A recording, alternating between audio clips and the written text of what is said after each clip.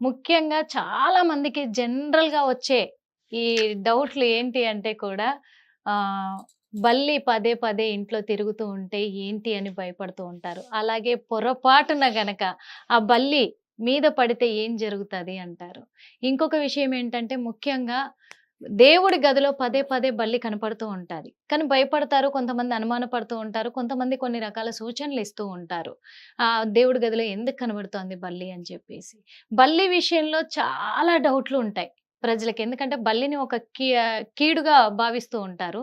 మరంటే ఈ వాళ్ళు ఆలోచించే ఆలోచన విధానానికి మీరిచ్చే సూచనలేంటండి? బల్లి పడితే ఈ మధ్య సాంబార్‌లో గూడా బల్లేసుకొని తినేవాళ్ళు చాలా అవును. మందున్నారు. చైనా లాంటి హోటల్‌లో దేశాలైతే బల్లులు గూడా తింటున్నారు. అవును.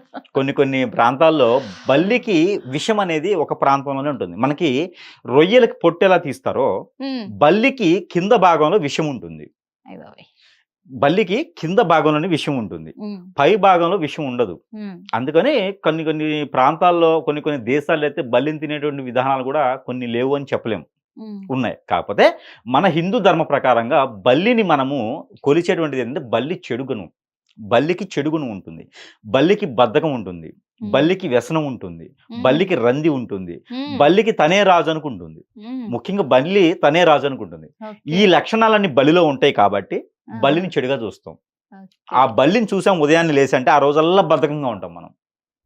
ఉదయాన్నే లేసి బల్లిని చూడండి మీరు. ఆ రోజల్లా ఏమి చేయలేరు. ఆ! మంచానికి అతుక్కు పడుకుంటారు. మంచం లేకపోతే పరుపుకి అతుక్కు పడుకుంటారు. ఆ! ఏం చేయాలనిపియదు. ఎంత వరకున్నా చేద్దాంలే అని ఉంటది. అందుకని ఉదయం లేవగానే బల్లిని చూడకూడదు. ఓకే. అందుకని బల్లి ఇంట్లో ఉండొద్దంటారు. హ్మ్. బల్లి లక్ష్మి స్వరూపం. ఒకసారి ఇంట్లో పూజ గదిలో తిరిగిందనుకోండి బల్లి, హ్మ్. లక్ష్మీదేవి మీకు ఇంటికి వస్తున్నట్టు లెక్క. వీరి భయమేంటంటే, ఆ బల్లి ఉండడం వల్ల మన మీద పడితదేమో అని. అవును. బల్లి మీద పడింది అంటే అందరికి అశుభంగా భావిస్తారు. అవును. బల్లి భుజం మీద పడిందనుకోండి, హ్మ్. ఖచ్చితంగా వారికి ఏదో ఒక యాక్సిడెంట్ అవుతుందని అర్థం. అమ్మో! అది కూడా తల మీద పడిందనుకోండి, ఇంట్లో వారికి ఎవరికైనా అనారోగ్య సమస్య వస్తుందని అర్థం. హ్మ్. అలానే ఇలాగా భుజం మీద పడేసి జారిపోయిందనుకోండి, ప్రయాణాలు ఏదో ప్రాబ్లమ్ ఉందని అర్థం. హ్మ్.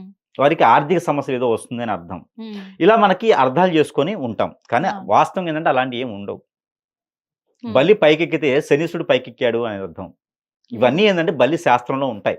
అవును. కానీ అవేంటంటే బల్లి శాస్త్రంలో ఉన్నప్పటికీ గూడా అవన్నీ మనం పరిగణనలోకి తీసుకునే అవసరం లేదు. అది ఏంటంటే హ్మ్. మగ బల్లి పడిందనుకోండి, మగదాదని చూసేవాళ్ళు ఎవరున్నారు ముందు ముఖ్యంగా? అదెలా తెలుస్తది తెలీదు. ఆ! అది. అయితే బల్లి కీడు అనేది ఏందంటే ఒకసారి ఏమైందంటే పార్వతి అమ్మవారు ఎవరైతే ఉన్నారో ఈ ఈ అమ్మవారు పెళ్లి కాకముందు హ్మ్. కన్యగా ఉన్నప్పుడు ఒక యజ్ఞం చేసేవారు. హ్మ్.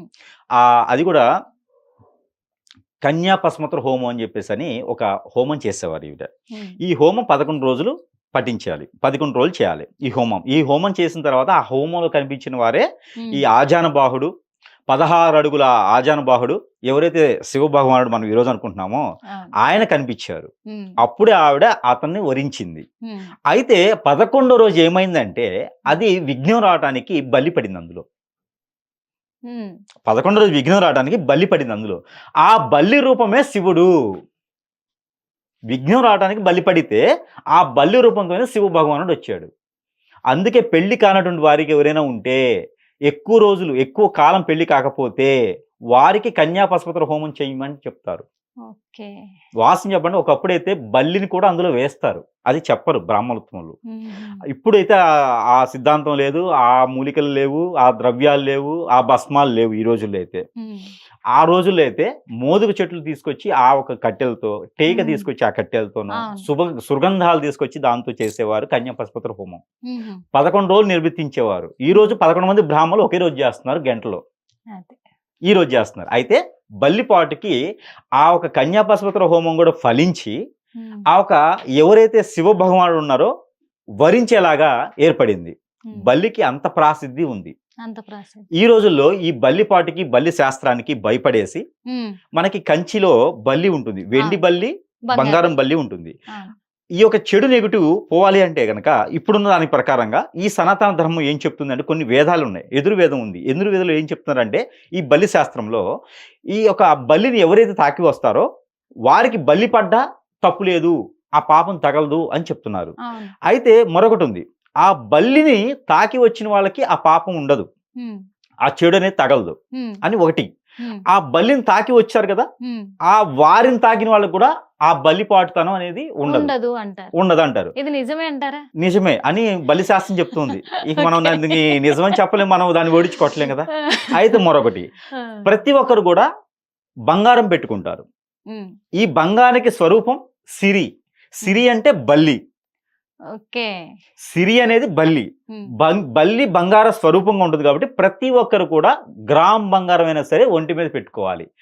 బంగారం పెట్టుకున్నటువంటి ప్రతి ఒక్కరికి కూడా బల్లి పాటుతనం, ఆ ఒక తత్వం, ఆ ఒక నెగిటివ్ పడదు. ఇక బల్లి పడ్డా, మీద పడ్డా, తల మీద పడ్డా, నోట్లో పడ్డా ఇబ్బంది లేదు మేజర్గా. ఒకటి బల్లి పాటుకి మరొకటి ఉంది. బల్లి పైన ఎక్కడైనా ఉండేసి మన మీద ఏదన్నా పాస్ గనక చేసింది అనుకోండి, అక్కడ పుండ్లు వస్తాయి, ఆ ప్రాంతంలో పుండ్లు వస్తాయి. అప్పుడు ఒక 4-5 రోజులు ఆ పుండ్ల వల్ల ఇబ్బంది పడతాం, కానీ దాని తర్వాత అందంగా మారిపోతాం. అంటే దిష్టి దోషాలు పోతాయి. ఇప్పుడు ఎక్కడైనా గులకలు పుండ్లు వస్తాయి, ఆ బల్లి పాస్ పోసింది దానివల్ల పుండ్లు వచ్చినాయి అంటారు. కానీ అది దేనికి వస్తుంది అంటే మనలో ఉన్నటువంటి నెగిటివిటీ, చెడుని పోగొట్టుతుంది. ఎవరైనా పొగిడినా, ఎక్కువగా అందంగా ఉన్నా, వీరి సెలబ్రిటీస్ వీళ్ళందరూ కూడా బల్లిని తీసుకుని పాస్ పోసుకుంటే ఆటోమేటిక్ వాళ్ళు ఇంకా అందంగా అయిపోతారు మేకప్ వేసుకోకుండా. అంటే అంత అందంగా అయిపోతారు అనమాట. ఆ దిష్టి దోషాలు అన్ని కూడా పోతాయి, వీరికి ఏజ్ అనేది ఎక్కువ రాదు. గురువు గారు, ఇప్పుడు మీరు చెప్పి ఈ రెమెడీ మాత్రం మరి అందరు బల్లులు ఎక్కడున్నాయని వెతుక్కొని మరి పట్టుకోవడం సమస్య లేదు, వాటి చేత పాస్ పోయించుకోవడం ఇంపార్టెంట్. అంటే ఎక్కువ ఏజ్ వచ్చినా ఇంకా ఏజ్ కనపడకుండా ఉంటారు చూసారా, వారందరూ కూడా ఇదే చేస్తున్నారని భయం. ఆ విధంగా బల్లిపాటికి అయితే అలాంటి ఇబ్బందులు అయితే ఏం లేవు. అయితే నెగిటివిటీగా ఉన్నటువంటి వారు, ఆ నమ్మకంతో ఉన్నటువంటి వారు బల్లి పూజ గదిలో ఉన్నంత వరకు అయితే తోలకూడదు. దానింతలో అది బయటకు వచ్చి వేరే ఎక్కడైనా ఉంటే దాన్ని బయటికి తోలొచ్చు. బల్లిని మనగా మనం చంపొద్దు, బయటికి తోలడం శ్రేష్టం, చంపకూడదు. అది చంపామో బల్లిని ఖచ్చితంగా నీకేదో ఆర్థిక సమస్య వస్తుందని అర్థం.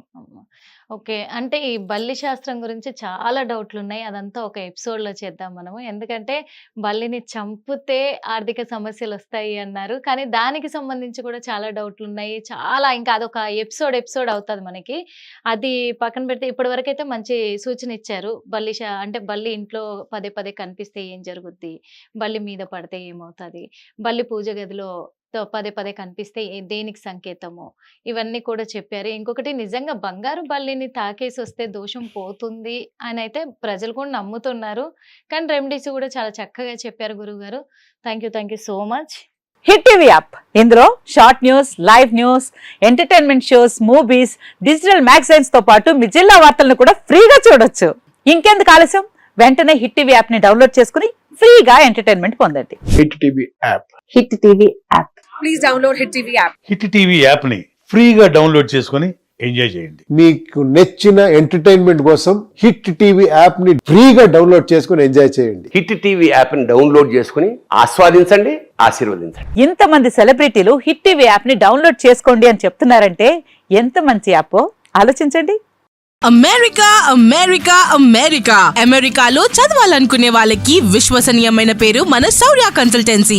UK లో 1 year masters, UK లో 1 year masters, 2 years work permit up to 5 years visa. Contact Saurya Consultancy.